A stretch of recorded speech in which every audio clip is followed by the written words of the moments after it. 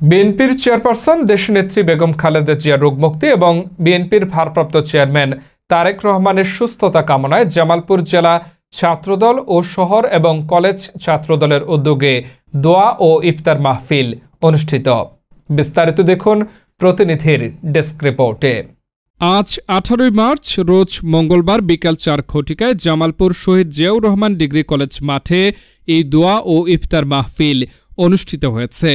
শহর ছাত্রদলের আহ্বায়ক মোহাম্মদ শফিকুল ইসলাম শফিকের সভাপতিত্বে ও কলেজ ছাত্রদলের সদস্য সচিব মোহাম্মদ রাকিবুল ইসলাম রাকিবের সৈকত হোসেন সঞ্চালনায় প্রধান অতিথি হিসেবে উপস্থিত ছিলেন জেলা যুবদলের সদস্য সচিব মোহাম্মদ সুহেল রানা খান।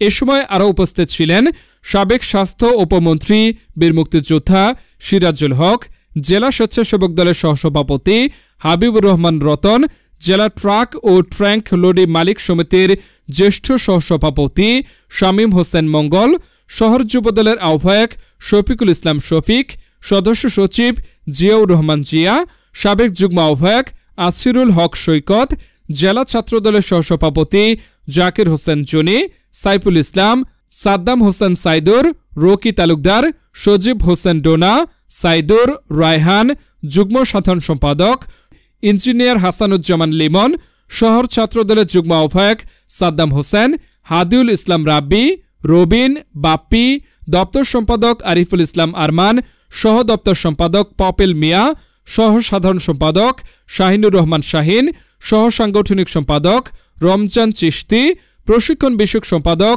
টিপু, সদস্য রকি সহ প্রমুখ।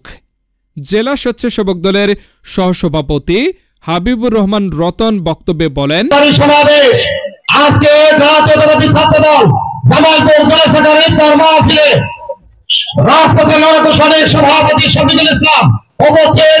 আজকের অনুষ্ঠানের বিশেষ মেহমান প্রধান আকর্ষণ জনাব সিরাজুল হক সাহেব উপস্থিত।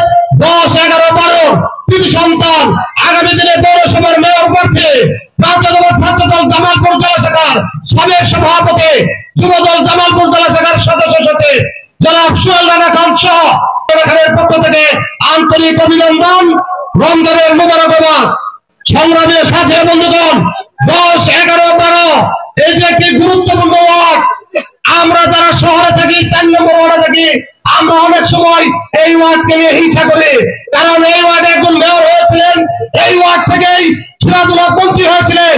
এই ওয়ার্ড থেকেই আমরা আশা করি আপনাদের এই ওয়ার্ডের সন্তান জনাব সুহেল রানা খানকে আপনারা আগামী দিনে পৌরসভার মেয়র নির্বাচন করবেন।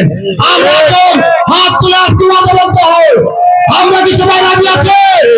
সুহেল রানা খানকে আগামী পৌরসভা নির্বাচনে আমরা মেয়র নির্বাচিত করব। এই আশা এবং প্রত্যাশা ব্যক্ত রেখে আগামী দিনে জনতা সিরাজুল হককে দলের শীর্ষে নমিনেশন দেওয়ার জন্য কেন্দ্রীয় বিএনপির প্রতি উদাত্ত আহ্বান দেখে সকলকে ধন্যবাদ। আসসালামু আলাইকুম। নিজস্ব প্রতিবেদক, দৈনিক জামালপুর বার্তা, জামালপুর।